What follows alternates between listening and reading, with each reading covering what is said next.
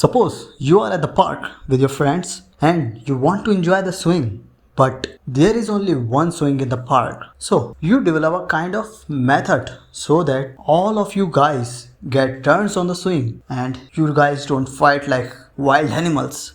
So what you do, you give a ticket to a person whose turn is to swing, and if you want to get on the swing, then you have to wait till you get the ticket, and if you are done swinging, then you give the ticket to your friend.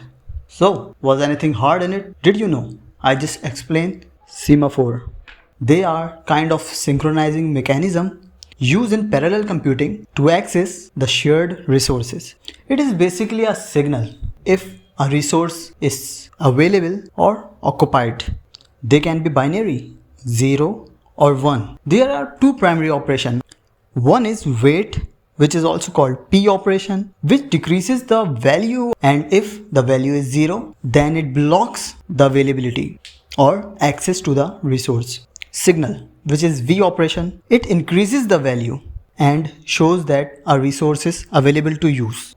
They are cure to problem like deadlocks in a multi-threading system, which allows the orderly execution of most critical parts of code. Thank you so much for watching the video.